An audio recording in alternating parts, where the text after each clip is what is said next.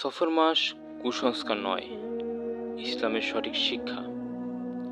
আসসালামু আলাইকুম রহমতুল্লাহ। মুসলিমের সময় প্রিয় দর্শকবৃন্দ, আশা করি আল্লাহর অশেষ রহমতে সকলে ভালো আছেন। আমি মাহমুদুল্লাহ সাগর। আজ আপনাদের কাছে উপস্থাপন করব আরবি মাস সিরিজের দ্বিতীয় পর্ব, সফর মাস নিয়ে। অনেক সমাজে এখনো বিশ্বাস করা হয় যে সফর মাস অশুভ। এই মাসে বিয়ে করা, নতুন ব্যবসা শুরু করা বা ভ্রমণ করা ঠিক নয়।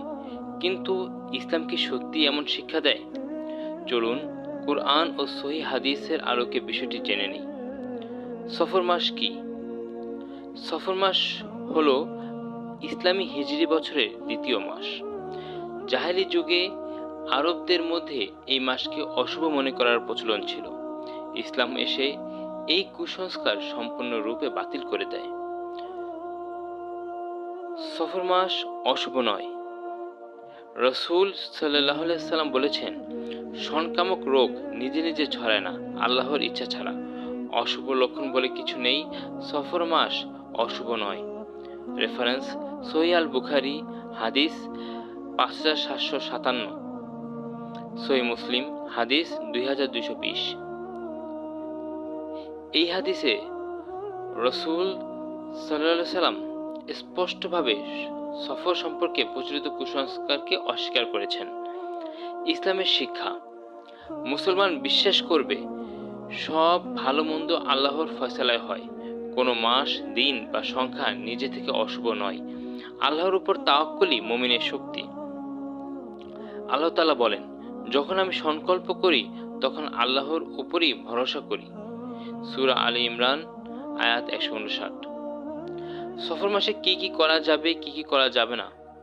সফর মাসে অবশ্যই বিয়ে করা যাবে, নতুন ব্যবসা শুরু করা যাবে, বাড়ি নির্মাণ করা যাবে, ভ্রমণ করা যাবে, চাকরিতে যোগদান করা যাবে, নতুন কাজের সূচনা করা যাবে।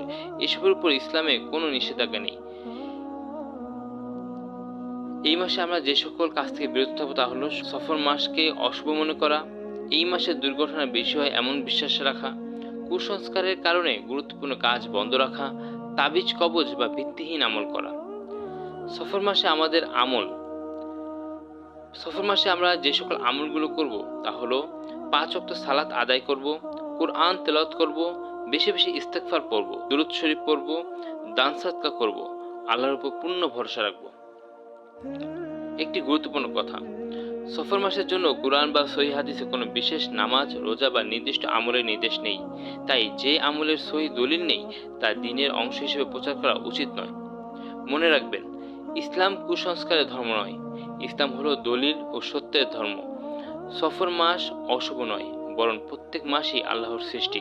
তাই প্রতিটি দিনকে ইবাদত, নেক আমল ও আল্লাহর সন্তুষ্টি অর্জনের সুযোগ হিসেবে গ্রহণ করা উচিত। আল্লাহ আমাদের সবাইকে কুরআন ও সহিহ সুন্নাহ অনুযায়ী জীবন পরিচালনা করার তৌফিক দান করুন, আমিন। জাযাকাল্লাহু খাইরান। সকলে ভালো থাকবেন, সুস্থ থাকবেন। মুসলিমের সময় চ্যানেলটিকে লাইক, কমেন্টস, শেয়ার ও সাবস্ক্রাইব করে দিনী কাজে উৎসাহ প্রদান করবেন ইনশাআল্লাহ। পূর্ববর্তী ভিডিও দেখতে ভিজিট করুন মুসলিমের সময় ইউটিউব চ্যানেল এবং পরবর্তী ভিডিও নোটিফিকেশন পেতে বেল আইকনটি প্রেস করে রাখুন। ফলো করুন আমাদের ফেসবুক পেজ মুসলিমের সময়।